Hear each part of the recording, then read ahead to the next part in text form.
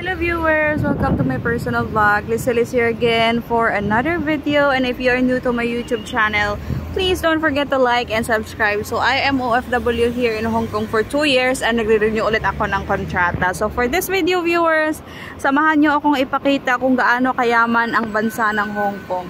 So habang naglalakad ako viewers dito sa aming daanan, so makikita nyo yung mga sasakyan na dumadaan.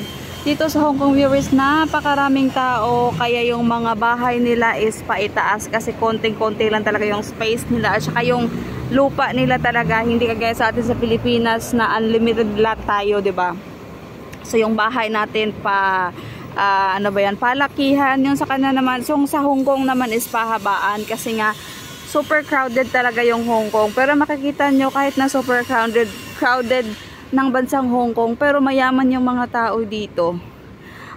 Pag nag-abroad ka, doon mo talaga mako-compare na napakahirap ang buhay sa Pilipinas at maiisip mo talaga na grabe no, sa ibang dulo ng bansa ganito pala ang pamumuhay ng mga ibang tao, lalo na dito sa Hong Kong. Kasi dito talaga merong mga mahihirap na tao, pero mostly talaga viewers is may mga kaya sa buhay, yung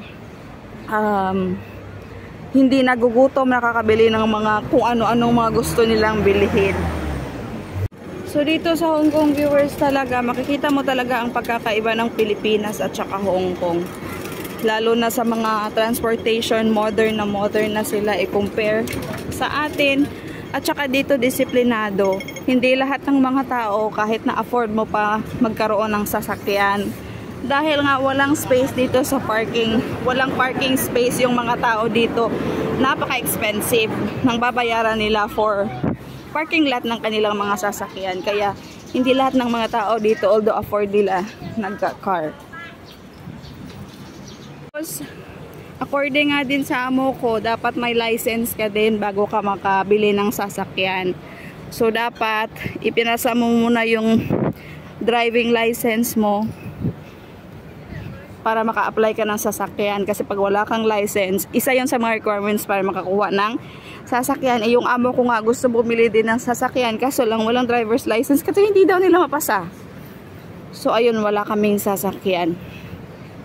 So kahit na ganito kadami yung mga tao sa Hong Kong, pero hindi sila viewers, hindi sila traffic i-compare sa atin na sa Pilipinas. Kasi sa Pilipinas, kahit sino, kahit hindi marunong mag-drive, as much as may money ka, pwede kang bumili ng sasakyan. Dito viewers, hindi. Mahigpit yung mga rules nila dito. Tsaka, yung sasakyan lang talaga, car, taxi, bus at saka train. Wala na yung mga single na motor, yung tricycle. And then yung mga iba, dahil nga naglalakad, so ito na nga may mga bicycle sa gilid. Nagpa-park yung mga bicycle dahil yun yung mga service ng ibang tao. So wala na silang ibang means of transportation. Hindi kagaya sa atin na napakaraming means of transportation natin. So pag tamad tayong maglakad, pwede tayong mag-tricycle, pwede tayong mag-angkas. Pero dito viewers, hindi. Kung ano lang talaga yung sasakyan na